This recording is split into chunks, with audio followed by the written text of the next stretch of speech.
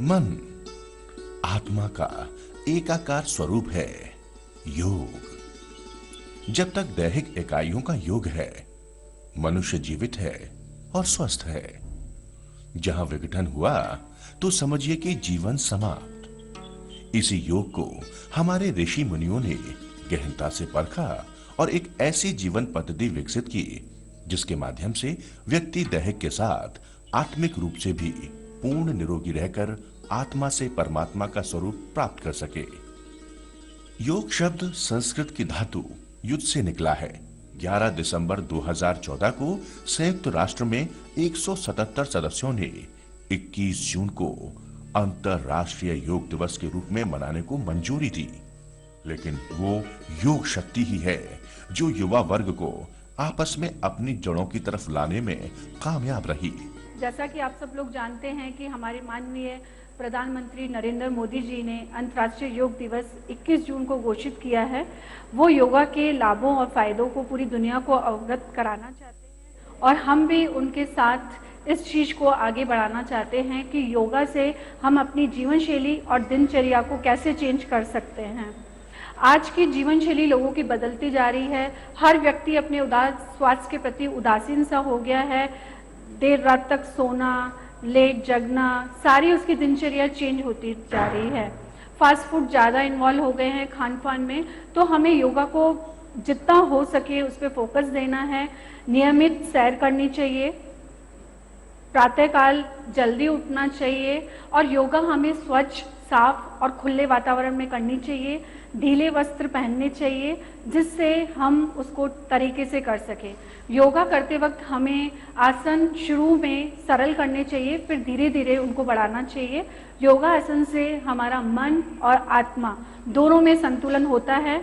आजकल सभी शारीरिक बीमारियों से ग्रस्त हैं, जैसे मधुमेह, उच्च रक्तचाप, निम्न रक्तचाप, सांस की बीमारियां।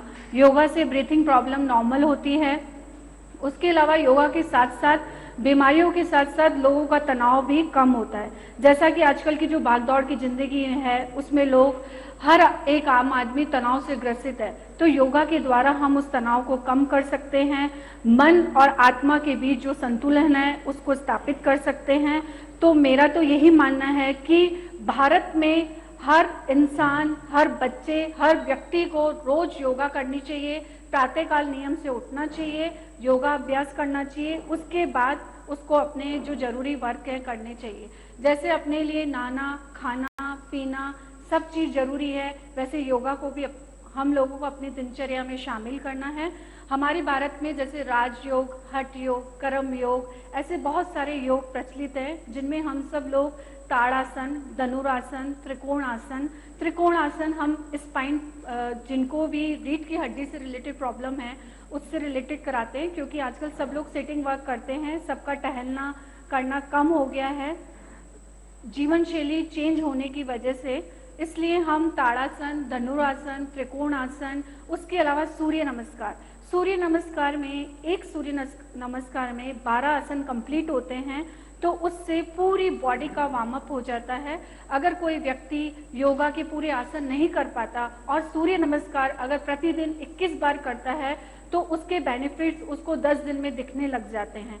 और उसके अलावा हम लोग जो बीमारियों को ठीक करने के लिए दवाइयाँ लेते हैं उससे हमारे ऑर्गन्स भी डैमेज हो जाते हैं। इसलिए मैं सबको यही राय दूंगी कि कपालभाति, अनुलोम विलोम, भस्त्रिका प्राणायाम, नॉर्मल ब्रीदिंग लेनी है और छोड़नी है, उससे भी आपको काफ़ी फायदा होगा। और हमारे जो माननीय प्रधानमंत्री नरेंद्र मोदी जी का जो लक्ष्य है, जो उद्देश्य है, जो वो चाहते हैं कि हमारा पूरा देश स्वच्छ होने के साथ साथ स्वस्थ रहे, तो आइए हम सब लोग मिलकर इस योग दिवस को बहुत अच्छी तरह से मनाएं और भारत का हर इंसान इस बार योगा करे।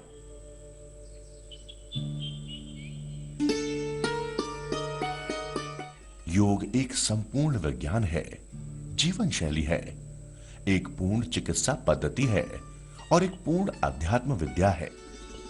यह देखना अत्यंत सुखद है कि आजकल न सिर्फ राजधानी जयपुर बल्कि राजस्थान के हर छोटे बड़े शहर कस्बे की सुबह उद्यानों में एक नई चेतना दिखाई देती है।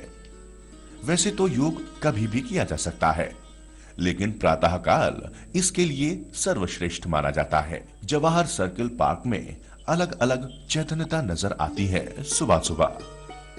इनके अतिरिक्त शिक्षण संस्थानों में भी प्रार्थना के साथ योग की पारी लगती है।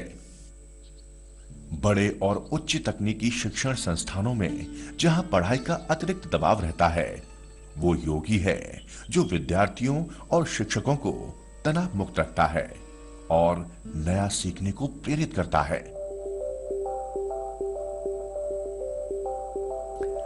आइए हम सब योग को फिर से आत्मसात करें और राष्ट्र को उस ऊंचाई पर ले जाएं जिसका वो वास्तविक हकदार है, और वो है विश्व गुरु भारत।